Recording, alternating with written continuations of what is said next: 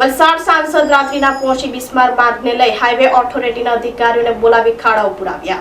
આગામી દિવસોમાં કામગીરી ન કરવામાં આવે તો જાતે જ પાવડા લઈ કામગીરી કરવામાં આવશે હોવાનું જણાવતા સાંસદ ધવલ પટેલ રાજ્યનો સૌથી વ્યસ્ત ગણાતો Ahmedabad Mumbai national highway number 48 પહેલા જ વરસાદમાં બિસ્માર બન્યો છે, ત્યારે મોડી રાત્રે વલસાડ ડાંગ સાંસદ અને લોકસભા દંડક ધવલ પટેલ સહિત વલસાડના ધારાસભ્ય ભરત પટેલ નેશનલ હાઈવે નંબર 48 ઉપર પહોંચ્યા હતા અને તે બાદ નેશનલ હાઈવે ઓથોરિટીના અધિકારીઓને તાત્કાલિક બોલાવી નેશનલ હાઈવે 48 ઉપર પડેલા ખાડાઓ પુરાવ્યા હતા।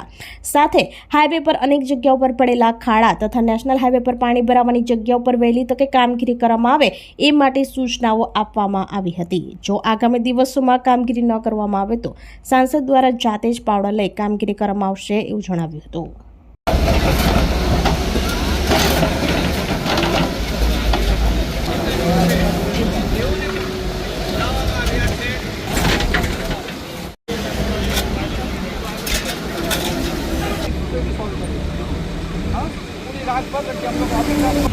पूरा स्पॉट आइडेंटिफाई करके हवाला आपको दिया हुआ है। ये जो आप कर रहे हैं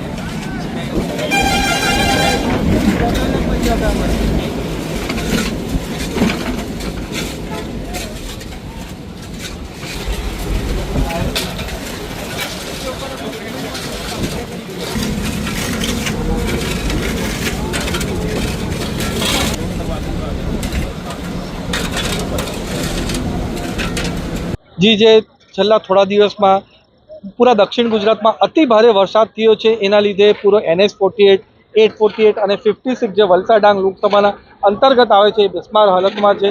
એની સતત અમને રજૂઆત લોકો તરફથી મળી રહી છે અને અમને પણ આની વકી હતી। એના માટે જ મેં પોતે અમારા ધારાસભ્ય શ્રી ભરતભાઈ, અમારા ધારાસભ્ય શ્રી જીતુભાઈ, અરવિંદભાઈ, રમણભાઈ મળીને નીતિન ગડકરી સાહેબને જાન્યુઆરી અને ફેબ્રુઆરીમાં રજૂઆત કરવામાં આવી હતી કે પ્રી મોન્સૂનની કામગીરી સરસ રીતે કરે તાકી લોકોને પરેશાની ના થાય।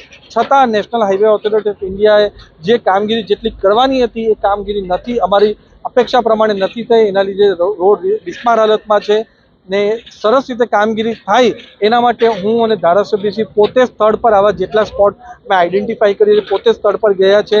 તંત્રને અને નેશનલ હાઈવે ઓથોરિટીના અધિકારીને પણ અહીંયા તલબ કર્યા છે કે જલ્દીથી જલ્દી આ રસ્તા એના સરસ થઈ જાય અને એની સાથે સાથે જ્યાં જ્યાં પાણીનો ઘેરાવ થાય છે એવા સ્પોટ પણ આઈડેન્ટિફાઈ કરીને આપ્યા છે એમને, એનો પણ નિકાલ થાય એના માટે પૂરો પ્રયાસ કરી અને આપણા લોકોને કોઈ પણ જાતની અગવડતા ના પડે એના માટે સહિયારો પ્રયાસ અમે બધા મળીને કરીએ। જી જે અમે ગયા વર્ષે પણ કીધું હતું, NH56નું અમે 3 દિવસ પહેલાં જ્યારે નિરીક્ષણ કરવા ગયો ત્યારે પણ કીધું હતું, આજે પાછું કહું છું, કોઈ પણ ફેટલ એક્સિડન્ટ થાય તો અમે NHAના અધિકારીને ઉપર FIR કરવાનું મેં અને અમારા ભરતભાઈ કલેક્ટરશ્રીને રજૂઆત કરવાના છે કે એમની પર ગુનો દાખલ કરવો છે। છેલ્લા થોડા દિવસમાં અતિ ભારે વરસાદ પૂરા દક્ષિણ ગુજરાતમાં પડી છે, છતાં વરસાદના લીધે આટલો રસ્તો બિસ્માર હાલત ના થવો જોઈએ।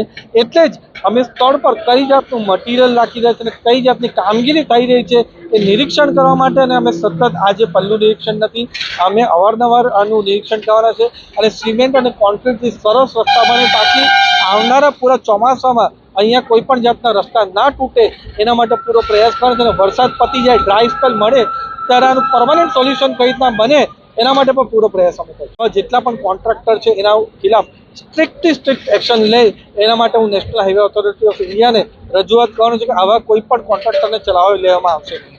सतपाल सिंह पहली बार है, एक हफ्ता हो गया, लेकिन इसका थोड़ा बेस पहले का 4 लाइन टाइम का है, तो राइट साइड हमारा पूरा ठीक है, राइट साइड हमने किया, देखो एक भी गड्ढा नहीं है, लेकिन ये थोड़ा पुराने टाइम का है, लेकिन एक हफ्ते के अंदर हमने ये करके आपको सही करके देंगे। पर किया, लेकिन इसका बेस जो है थोड़ा पुराना है, बेस जो है 4 लाइन के टाइम का है।